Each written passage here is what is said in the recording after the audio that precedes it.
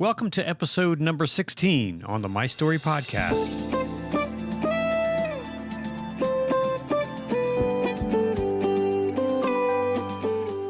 The My Story podcast features interviews with leaders, influencers, and entrepreneurs who tell us their story and the life lessons they have learned along the way.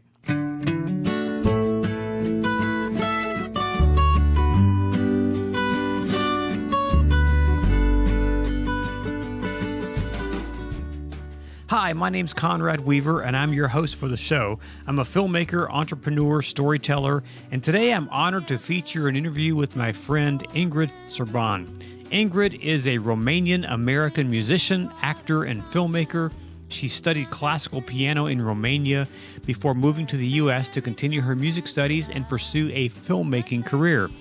She's a voting member of the Recording Academy, better known as the Grammy Awards, and she's recently finished her first feature-length documentary called Free Trip to Egypt. She currently lives in Europe, where she's about to begin post-production on her second feature-length documentary called Strigoi. It's the Real Vampires of Transylvania. In this interview, we talk about the creative process and how the experiences we have in life help shape creativity and the types of projects we work on. If you're a creative person, or maybe even if you're not, I think you'll enjoy this candid conversation with Ingrid Serban.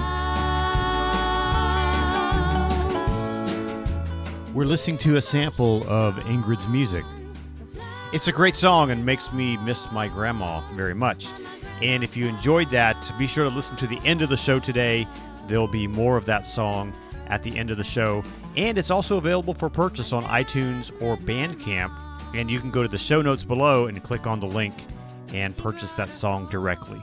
Hey, if you're enjoying these podcasts, I really want to invite you to share it with your friends and family. And if you feel it deserves one, give me a review.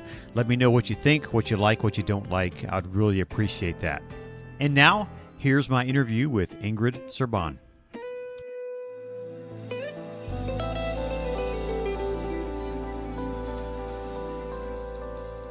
Well, welcome, Ingrid, to the My Story podcast. Thank you for having me. Sure. Tell us a little bit about where you are today. You're not in the U.S., correct?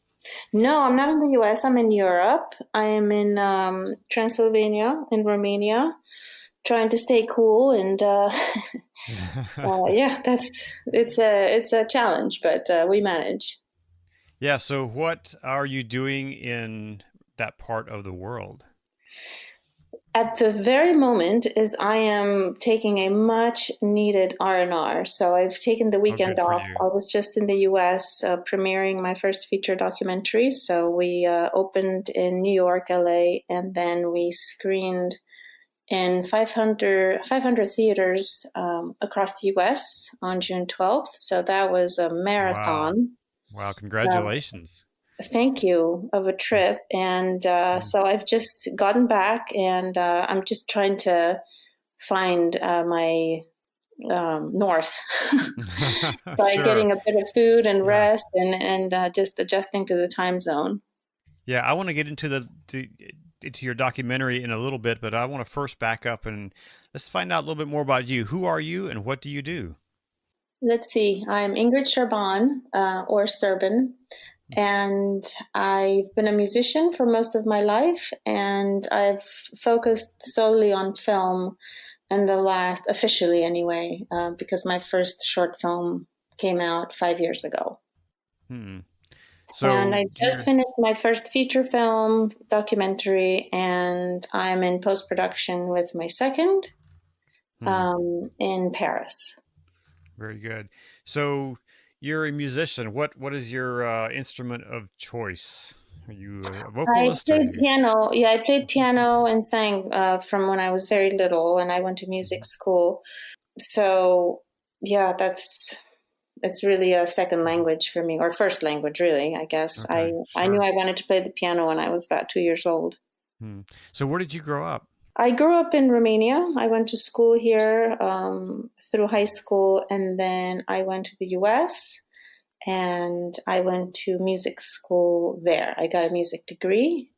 First it was in piano and voice, and then I just chose voice and went along with that. And then I taught at the university for a bit after I graduated as an adjunct professor, which made me feel very important. But in truth, I really enjoyed it because I was very close in age with my students, and we had a blast. Very good. So what was that? I'm always intrigued by those who have grown up in countries like Romania and Eastern Europe in particular. What was it like growing up in that culture? Just like growing up anywhere in any culture, as a child, you just don't know any different, Sure. Mm. Yeah. So for me, it didn't feel unusual or, I mean, of course, after I left and I moved to the US, I noticed some of the big differences of culture and, the way of life and the way people interact with each other. But yeah, as a child, it really didn't, I don't think it really affected me much or any of us, unless you were in a really bad situation.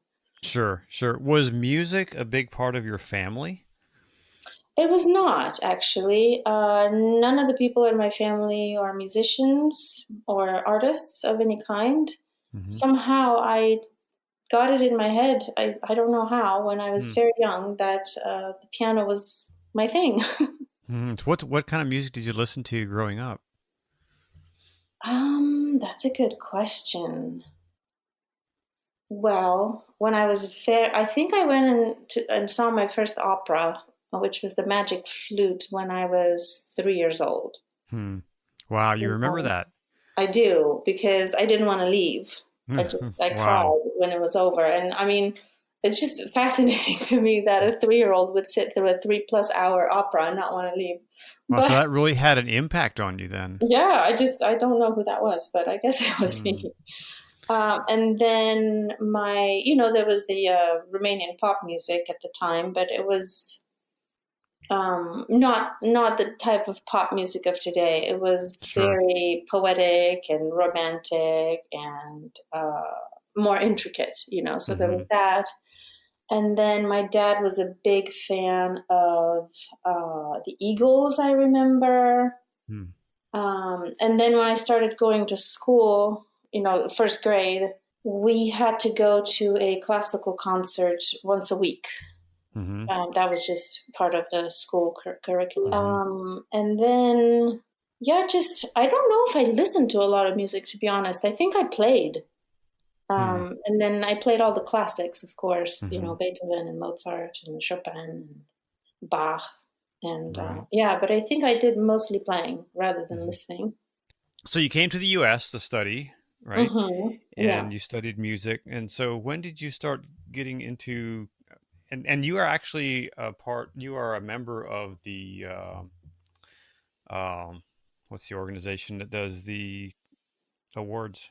Um, Oh, the Grammys? yes, yes. Yeah, I'm a voting member of the Recording Academy. Yes, that's correct. Yeah, and how does that happen?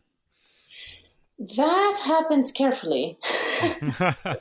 Well, there are certain requirements that they have, some basic requirements, and at the time, I don't know if they're the same now, but when I joined, which was about, I want to say 5 or 6 or 7 years ago, something like that, Mhm. you had to have 12 commercially released tracks Hmm. to start, Mhm. and then I think that was it. And then they had to approve you, of course, because I mean, anybody can release 12 Right. tracks, but they Sure. have to be at a certain level. Mhm. So that was the main requirement that I remember I had to fulfill, which I did. Mhm. And then there are certain things you have to do to, remain in good standing, meaning don't do anything, against the bylaws of the Sure. Recording Academy, which I Yeah. haven't done. So I'm good. Right. Right.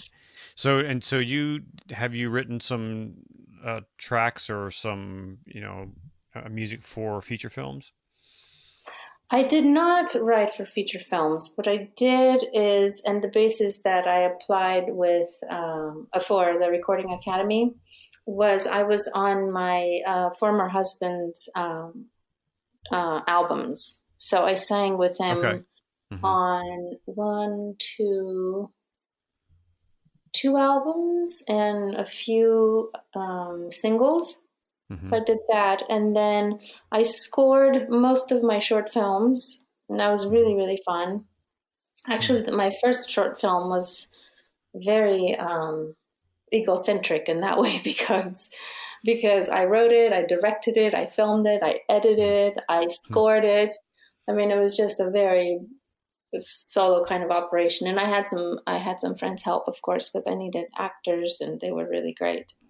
Mm-hmm. And then I scored a few other of my shorts, but for this feature, I did not. But I always have a very, very keen sense of what I want in terms of sound Mm-hmm. and music for a film because Mm-hmm. it's just very important to me, and I understand that language really well. So Sure. I worked very closely with the people who scored the film, just to make sure that the story that was being told in words and images was resonant with the score. Sure. Sure. What got you interested or started in the film production? That's another good question. You know, I recently realized that I was making short films, but not thinking of them as short films, short documentaries, just Mm-hmm. a long time ago, and I just never thought of it that that's what I was doing. Mm-hmm. And then it just really became official when I felt this sort of pressing need to say something that was important to me, and I didn't quite understand what it was. And I knew I wanted to look into the short format because I just didn't want to tackle something longer at the time. I Right. just wanted to do something that my skill set at the time would help me do. Mm-hmm. So I was reading short stories and I couldn't quite find anything. And then my short film, All Sales Final, just came from a dream I had. And it was just sort of a spark of inspiration. And then I wrote it just on scraps of paper and filmed it on my iPhone. Mm-hmm. I made it a silent black and white because it felt sort of, I wanted to be in a type of a symmetry with the beginnings of cinema itself, Mm-hmm. this Sure. being my first film. Hmm. Very good. And so you created some short films, and what did you do with those?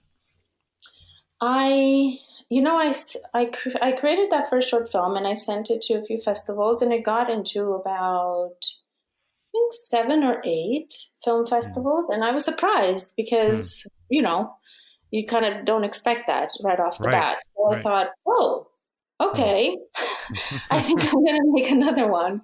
So I made a short documentary, and then that got into a couple of festivals. And then I felt like I had a passion for storytelling, but I didn't quite have the skill set Mm-hmm. to really do it. And I didn't want to go to school. I didn't want to go to film school because it felt Sure. like just this interminable, I don't know how many years and limitations and all of that. And I just really wanted to play.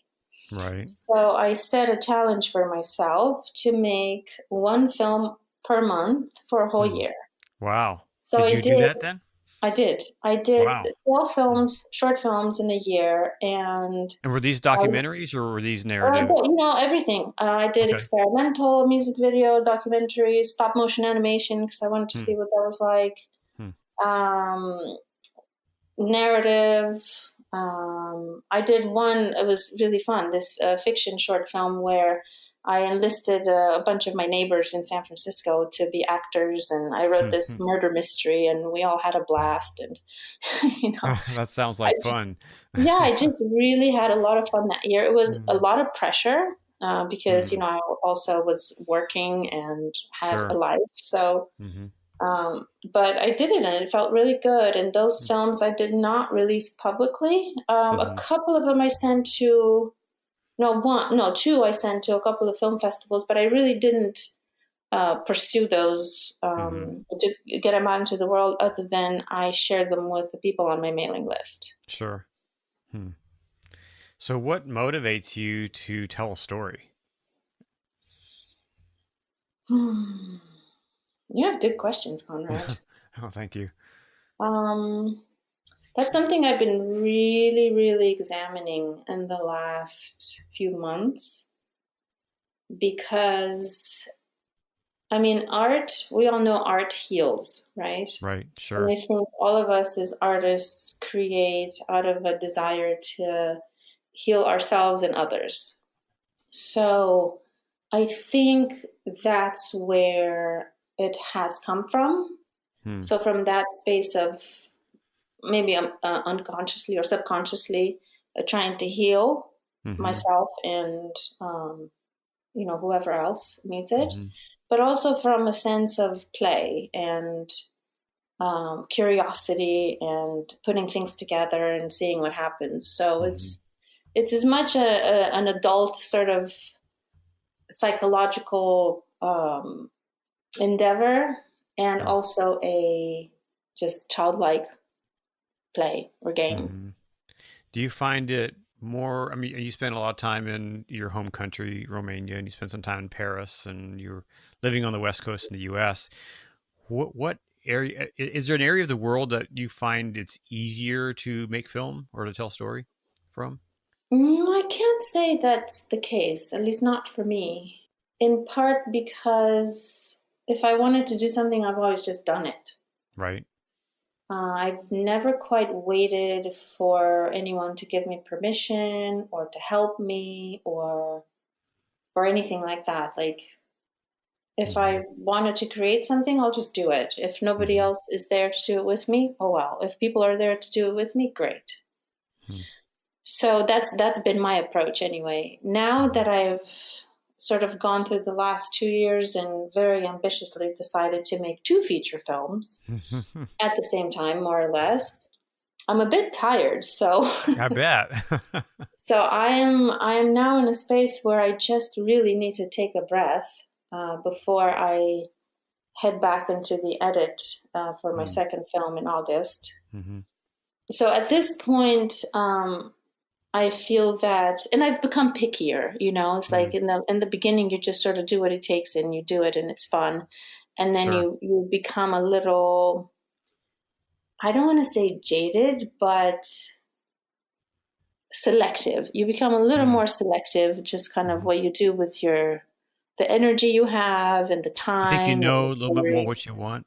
You know a little bit more what would you want to do and what do you want to accomplish? Yeah, and yeah, exactly. So a little more distilled or focused or something. Sure, sure. And I think that happens. I know in my case as well.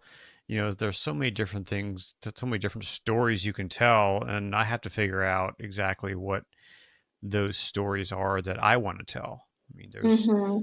some stories, someone else can tell in a better way or has more resources to do that, but I have to figure out what are those stories that are compelling to me and then pursue those. And but I like what you say. You if you see something and you want to do it, you just go do it. I think too many people I think are a little afraid of that and afraid of Yeah, stepping out.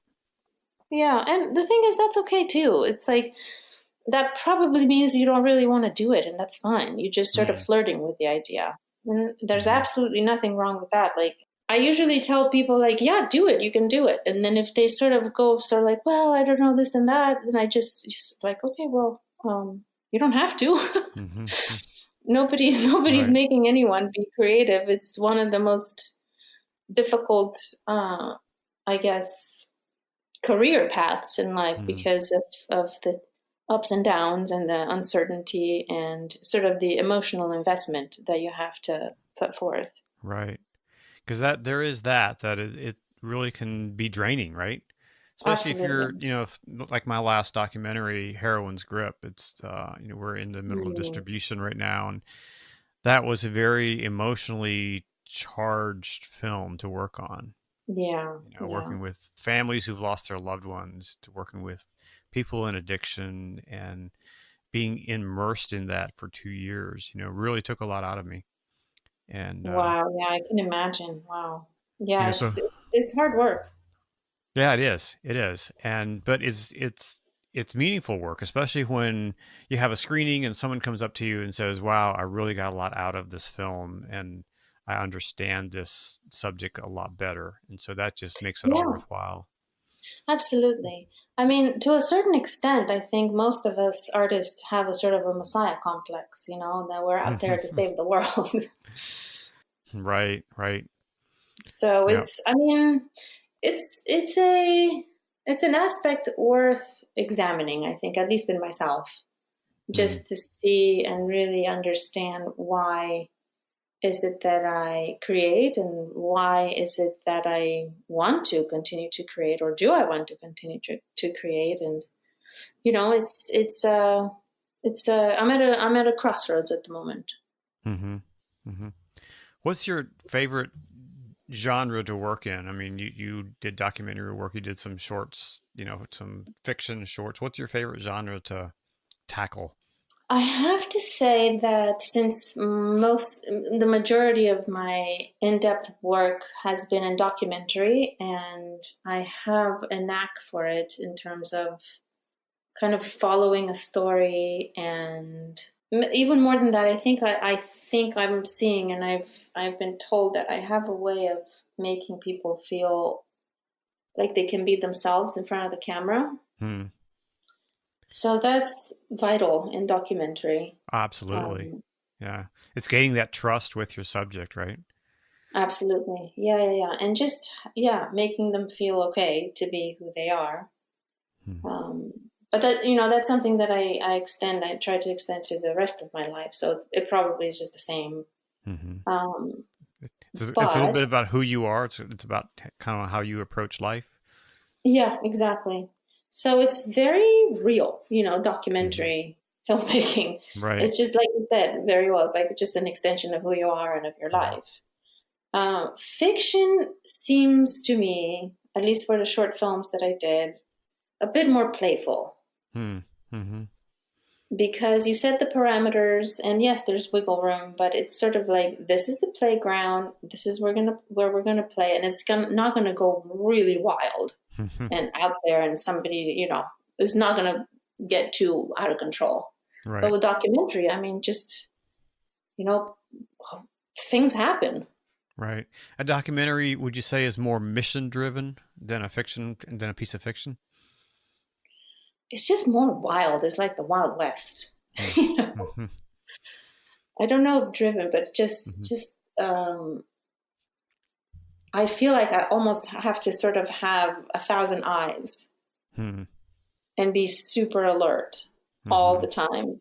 Where I guess with narrative, from the limited experience that I have, it just feels a bit more contained. Sure. So, what's your approach when you have an idea, or a story, a subject? What's the first thing you do when you're working on a Let documentary? me try to remember what I did. Because I've been in the really midst of these two big stories, Hmm. and it's been a little while since I grabbed at a short or something that's just doable in a few days. Hmm. Usually I get a spark of an idea and I get excited about it, and then I write it down in scenes.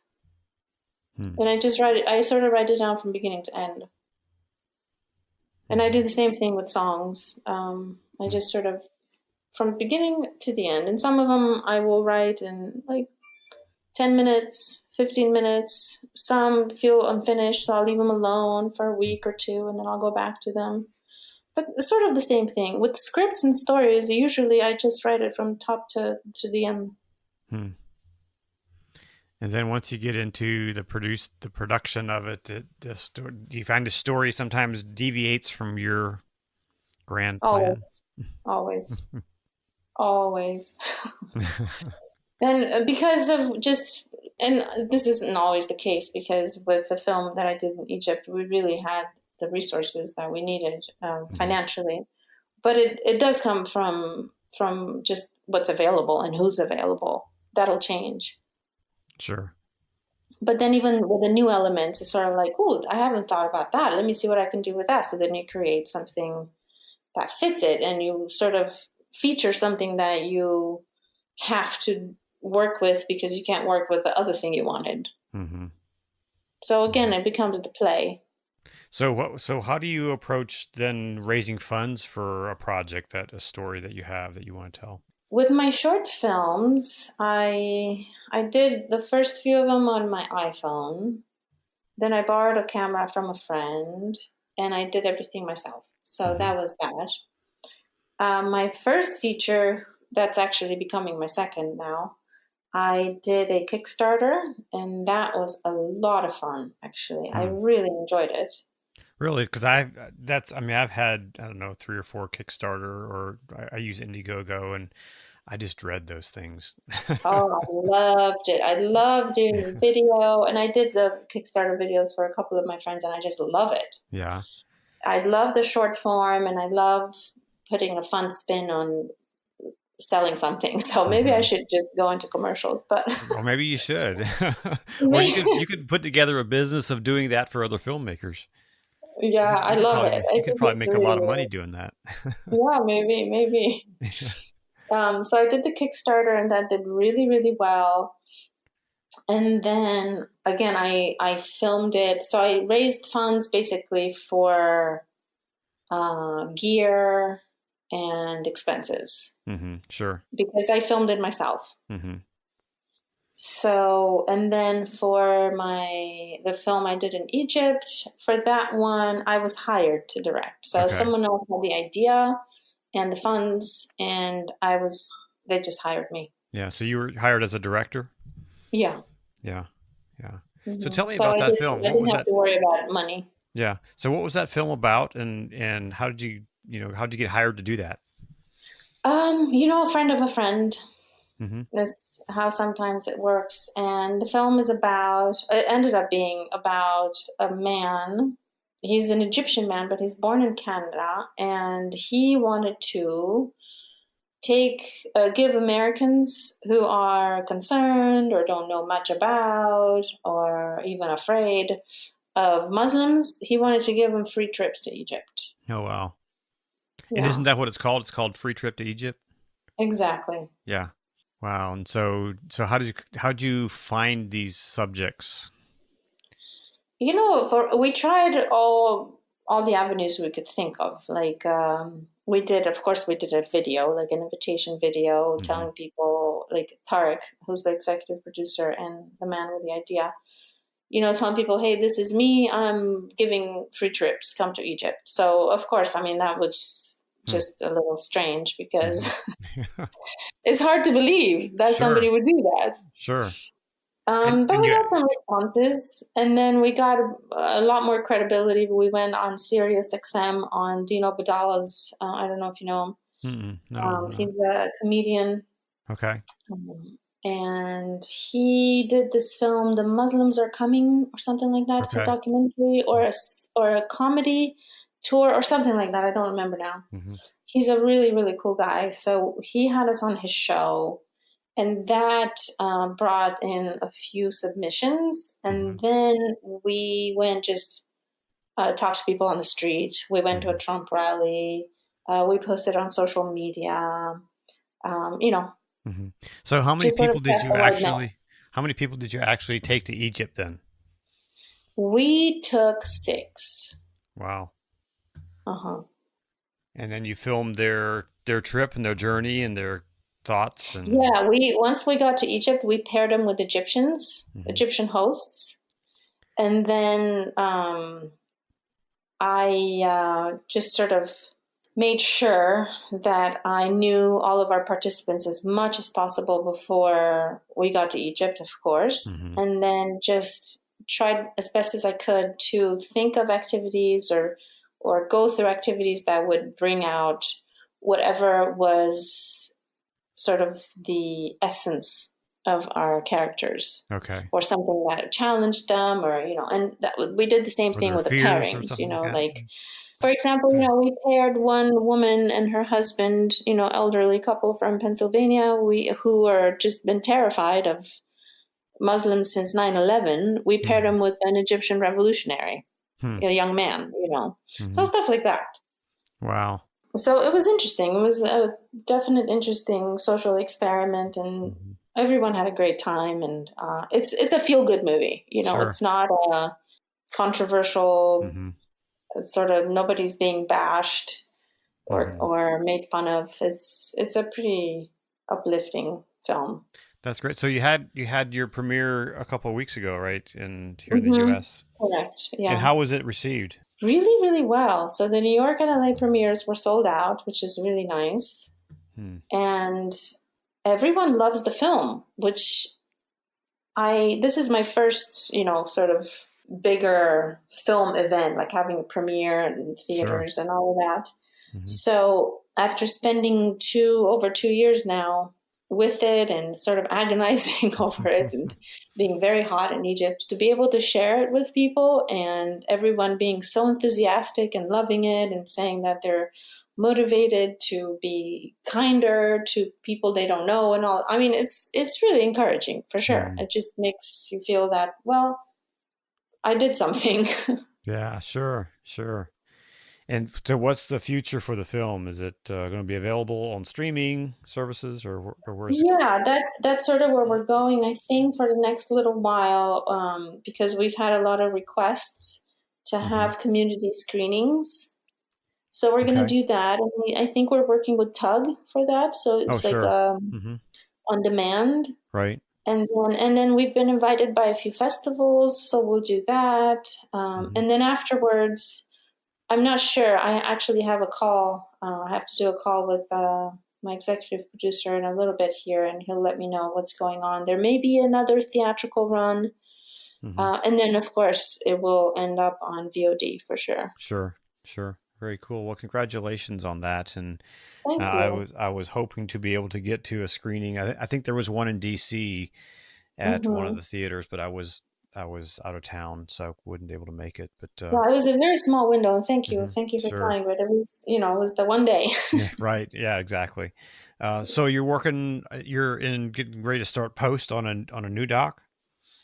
Yeah, this is the one I actually filmed before I started on Free Trip to Egypt, and Okay. I filmed it here in Romania And over it's the winter your and months. it's a film that you produced and Yeah, directed. correct. Okay. Uh-huh. Yeah, it's another documentary, and it's about real vampires Hmm. in Transylvania. Interesting. Yeah, So that sounds yeah, it sounds scary. it is scary. It So is well, scary. we'll have to get back in touch once you're ready to deliver this one and I see where it's know. going to I be. mean, it's really it's been fascinating Hmm. to see sort of where I started with it Mm-hmm. and sort of the not mental state because I'm still okay, but Well, that's just good. yeah, Yeah. just how really heavy of a thing it's Hmm. become Hmm. because it's dark stuff. Mm-hmm. And I mean, I met with a DP in Paris because I needed a couple more things to film, and I can't film them myself. And then I showed him some footage and told him a couple of the stories, and he said he can't do it Hmm. because he's Mm-hmm. scared. Yeah. Yeah. And I thought, yes, it's true. It has been so intense. Mm-hmm. But until he sort of said that, I didn't really stop to think about what I've gone through with this Mm-hmm. film in the last, Mm-hmm. however long. So I am very eager to see it through. Mm-hmm. And we're Are you starting, doing? Are you? And go do you have ahead. a post production company doing the post for you, or are you doing it Yes. yourself? Yeah. Yes, thank God. Yes. Mm-hmm. I have a really lovely editor. She's from Belgium and she's living in Paris. And I have two amazing producers. So Okay. I'm in very, very good hands because I was planning on editing it myself, Mm-hmm. at least to a certain point, which at this point, even when I say it, it sounds absolutely insane. Mm-hmm. It's just the amount of the topic itself and the people and just how close I've been with everyone. Mm-hmm. It's too much Sure. to edit it on my own. Yeah. It's just too much. So they've come, my French and Belgian people, they just really came in at the right time, and I feel really, really good working with them. They're very Mm. supportive and the kind of people where you feel free creatively around, and That's that's kind great. of a big gift. Yeah. Do you find that sometimes for a project like this, sometimes it's kind of maybe hard to release it to someone else? No, No? because it depends on who you release it to. Right. That's true. Yeah. I think anybody else, well, not anybody else, but if we weren't such a good match, and if, I mean, my producer said, it's like, the most important thing is for you to feel free. Hmm. And I was just blown away, because who says that? Mm-hmm. Right. You know, I mean, usually people want to control and limit and say you should do this and that, and you can't do this and you can't do that. So for a while I didn't tell anyone, because I just felt like it was too good to be true. But they're the real deal, and they're really enthusiastic and supportive. So now all I have to do is really kind of gather my own strength and see it through. Mm-hmm. Hmm. So in the course of your life and the work that you've done, what are some of the big life lessons you've learned along the way? Okay, let me think about that for a second. I think probably the biggest one is to really make sure that you work with the people who are a good match. I think that's really, really important, because you know how it is. It just you get so tired, and it's such a kind of a heavy load to carry. Right. And if you don't have the people who sort of speak the same language and care about the story and about you, then you're just in big trouble. I mean, Yeah. you may see Yep. it through, you may not, but even if you do see it through, you end up just completely a mess. Yeah. It And then can, you have to sort of take a year-long vacation. and it can be I mean, expensive. maybe I'm exaggerating, but that's really, really, it seems to me very important. Yeah. Um, yeah. So what are some of the books, or who are some of the people who have most influenced you? You know, that's a very good question. I think creatively, I've always been kind of an insular person. Hmm. I haven't really gone to study other people's work with a purpose. You know, like I Mm-hmm. haven't gone, oh, I'm going to watch, seven, Wes Anderson movies or Right. something Right. Mm-hmm. to get this thing that he's doing. It's Mm-hmm. just, I really admire people who do that, actually, who really sees a creative person and they love what they do, and so they study it, and then they sort of assimilate it and do it in their own Mm-hmm. way. I've never really done that. I haven't had the focus, and I think I've created more sort of digesting everything and anything that comes my way that Mm-hmm. sort of sparks my fancy, Mm-hmm. and then from that, just salad of things and my own inner workings. Just that's the origins Mm-hmm. of what I create. Yeah. I found that, I've talked to other filmmakers, and they're like, oh, you've studied this director or that director, and they love this person's work. And I'm like, I watch movies, but I watch them for just entertainment, and I Mm-hmm. don't really, Mm-hmm. sometimes don't really take note of who the director was, or, I hear about a movie and I just watch it because I like it, but I do have to say personally, I'm a huge fan of Alfred Hitchcock. So I'm a huge fan of Alfred Mm-hmm. Hitchcock, but he's really the only one that Yeah. I can say that I like his style, I like his lighting. I like that he appears in all of his films.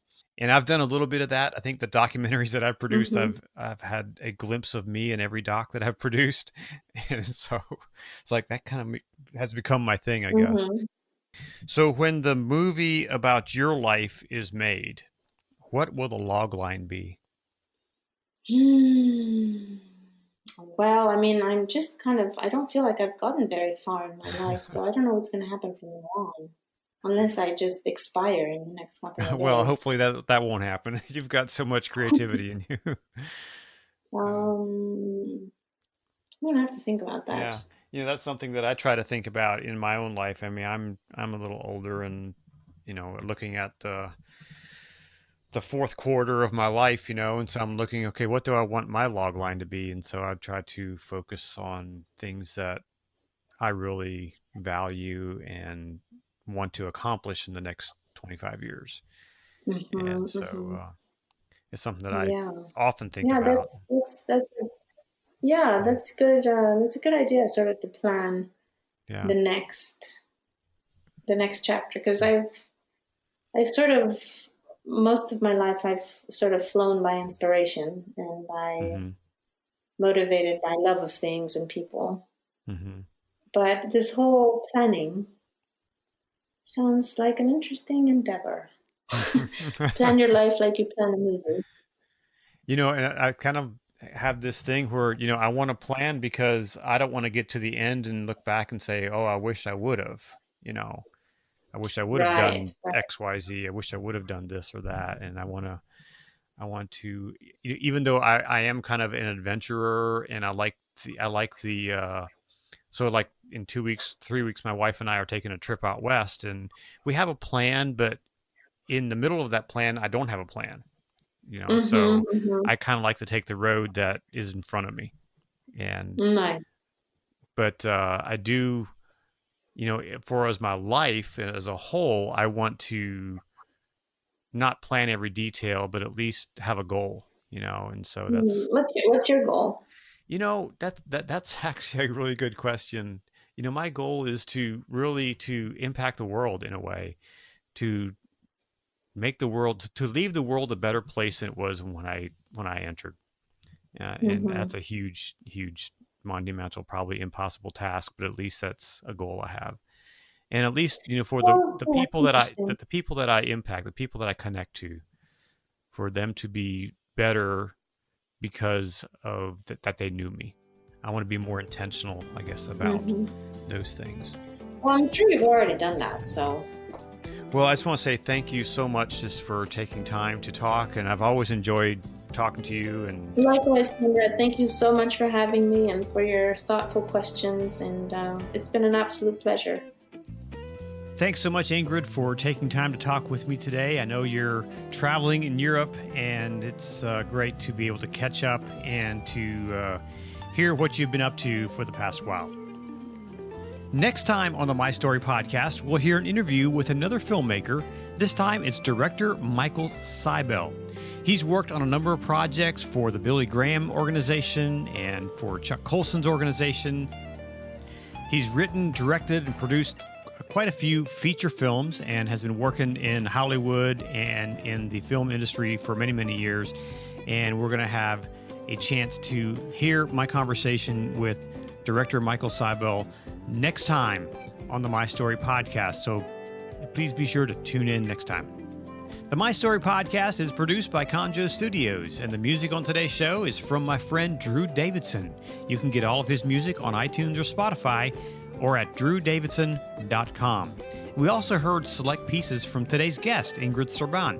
So if you enjoy her music, you can check her out, all of her music on iTunes and on her website, and we'll leave it in the comments below on the podcast. Last, if you have an idea for an interview you want to hear, send me a message and I'll see what I can do. Thanks so much for listening. I'll talk to you again next week on the My Story podcast.